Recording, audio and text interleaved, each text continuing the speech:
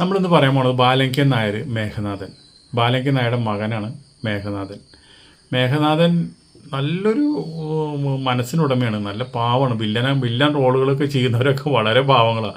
ബാലങ്കൻ നായർ അതിനേക്കാളും പാവമാണ്.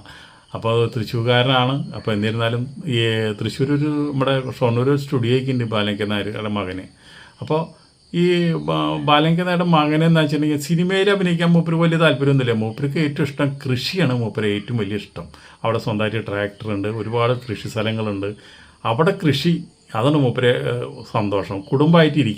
കുടുംബമായിട്ട് ചെലവിടുക, അതാണ് മൂപ്പർക്ക്. 15 ദിവസം 20 ദിവസമൊക്കെ ഒരു മാസമൊക്കെ ഷൂട്ടിംഗ് എന്ന് പറഞ്ഞ് പോകാൻ മൂപ്പർക്ക് വളരെ താല്പര്യക്കുറവാണ്. പല സിനിമകളും മൂപ്പര് അതുപോലെ ഒഴിവാക്കിയിട്ടുണ്ട്. പിന്നെ എന്താ വെച്ചിട്ടുണ്ടെങ്കിൽ സിനിമയിലേക്ക് പോയി കഴിഞ്ഞാൽ രാത്രി വരാൻ പറ്റില്ല. അപ്പോൾ മൂപ്പര് സീരിയലിൽ പോയി അഭിനയിക്കും. സീരിയൽ അഭിനയിച്ചാൽ വൈകുന്നേരം ആകുമ്പോഴേക്കും ഇവിടെ തൃശ്ശൂർ സ്നേഹാഞ്ജലി സീരിയൽ ഉണ്ടായിരുന്നു. അതൊരു 1000-800-1000 എപ്പിസോഡ് പോയതാണ്. അപ്പോൾ അതിലും മൂപ്പര് വലിയ കുമരകം ഇങ്ങനെയായിരുന്നു നായകൻ. അപ്പോൾ അതിൽ നമ്മൾ അങ്ങനെയാണ് ഈ മേഘനാഥനെ നമുക്ക് പരിചയം.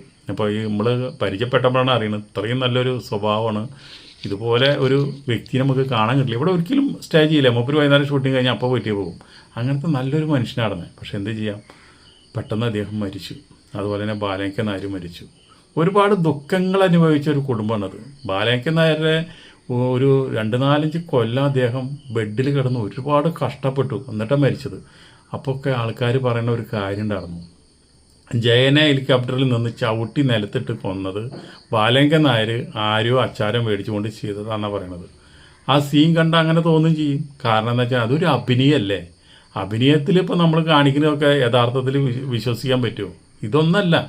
ജയൻ്റെ മരണം ബാലങ്കൻ നായരായിട്ട് ഒരു ബന്ധവുമില്ല. അദ്ദേഹം പാവം, നിരപരാധി. അദ്ദേഹത്തിനൊക്കെ ജയനൊക്കെ എന്ത് ഇഷ്ടമാണെന്നറിയാം. പോരാത്തിന് ജയൻ ബാലങ്കൻ നായർ എടുക്കുന്ന റോളൊന്നല്ലല്ലോ ജയൻ എടുത്തു തുടർന്നത്. ജയൻ നായകനല്ലായിരുന്നു. വെറും 1.5 കൊല്ലമല്ലേ 2 കൊല്ലാണ്ട് ജയൻ സൂപ്പർ സ്റ്റാറായിട്ട് ഇരുന്നുള്ളൂ. അപ്പോഴേക്കും ജയൻ മരിച്ചില്ലേ. അതുകൊണ്ട് ബാലങ്കൻ നായരെ റോള് തട്ടിയെടുക്കാൻ, ജയൻ്റെ റോള് തട്ടിയെടുക്കാൻ ബാലങ്കൻ നായർ അല്ലെങ്കിൽ വേറെ ആരെങ്കിലും അച്ചാരം മേടിച്ചിട്ട് ചെയ്തു എന്നൊക്കെ പറഞ്ഞാൽ അവരാ കുടുംബത്തിന് എന്ത് വിഷമമുണ്ടാക്കിയ കാര്യം എന്നറിയാം. അതൊക്കെ മനസ്സിൽ പോലും ചിന്തിക്കാത്ത കാര്യങ്ങളാണെന്നൊക്കെ. അങ്ങനെ ഒരിക്കലും ബാലങ്കൻ നായർ ചെയ്യില്ല. അത് നല്ല മനുഷ്യനാണ് അദ്ദേഹം ചെയ്ത കഥാപാത്രങ്ങൾ വില്ലനായാലും അദ്ദേഹം നമ്മുടെ നാഷണൽ അവാർഡ് മേടിച്ച നടനാണ് ഓപ്പോളിൽ. അദ്ദേഹം ഏറ്റവും വലിയ നടനാണ്. ഈ പ്രൊഡ്യൂസർമാരും ഡയറക്ടർമാരും അദ്ദേഹത്തിന് വില്ലനാക്കിയതല്ലേ, ഏറ്റവും വലിയ ബലാത്സംഗ വീരനാക്കിയതല്ലേ. അല്ലാണ്ട് അദ്ദേഹം ഒരു വില്ലനൊന്നല്ല. പക്ഷെ കിട്ടുന്ന കഥാപാത്രങ്ങൾ അതിഗംഭീരമാക്കാനായിട്ട് വില്ലനായാലും നായകനായാലും ഇനിയിപ്പോൾ ഉപനായകനായാലും എന്തായാലും അതിഗംഭീരമാക്കാനായിട്ട് അയാൾക്ക് കഴിവുണ്ട്. കാരണം അദ്ദേഹം നാടകത്തിൽ നിന്ന് വന്നൊരു ഭീഷ്മാചാര്യനാണ് ബാലങ്കൻ നായർ. നമ്മുടെ മലയാള സിനിമയ്ക്ക് ബാലങ്കൻ നായർ കൊടുത്തുള്ള സംഭാവനകൾ ഒരുപാടാണ്. ബാലങ്കൻ നായരെ പോലെയുള്ള ഒരു നടൻ, ഒരു വില്ലൻ ഇന്നിപ്പോൾ മലയാളത്തിൽ തപ്പിവയ്ക്കാൻ കിട്ടുമോ? തമിഴിൽ തപ്പിവയ്ക്കാൻ കിട്ടുമോ? ഇല്ല. അത്രയും ക്രൂരനായിട്ടുള്ളൊരു വില്ലനായിട്ടിരിക്കും. നമ്മൾ ബാലങ്കൻ നായർ സ്ക്രീനിൽ വരുമ്പോൾ നമ്മൾ തന്നെ എന്തൊക്കെയാണ് ഈ മനുഷ്യൻ ചെയ്തു കൂട്ടാൻ നമുക്കൊരു പിടുത്തം ഉണ്ടാവില്ല. അങ്ങനത്തെ ഒരു വ്യക്തിനെ അദ്ദേഹം ജയനെ പോലെയുള്ള ഒരു മനുഷ്യനൊക്കെ ഇങ്ങനെയൊക്കെ ചെയ്തു എന്ന് പറഞ്ഞ് വളരെ ബുദ്ധിമുട്ടാണ്. പിന്നെ ദൈവം നമ്മളർക്ക് മരണം ദൈവം ഓരോരുത്തർക്കും ഓരോന്ന് വിധിച്ചിട്ടുണ്ട്. അതൊക്കെ അനുഭവിച്ചാൽ നമ്മൾ മരിക്കുള്ളൂ. ചിലപ്പോൾ അസുഖമായിട്ട് നമ്മളൊരു 10 കൊല്ലം ചിലപ്പോൾ കിടക്കൽ കിടന്നിട്ടാവും മരിക്കുക. പെട്ടെന്ന് ഒരു അറ്റാക്ക് വന്നിട്ടാവും ചിലപ്പോൾ മരിക്കുക, അല്ലെങ്കിൽ ഒരു ആക്സിഡൻറ്റിലാവും മരിക്കുക. എന്തായാലും മരിക്കാനൊരു കാരണം വേണമല്ലോ.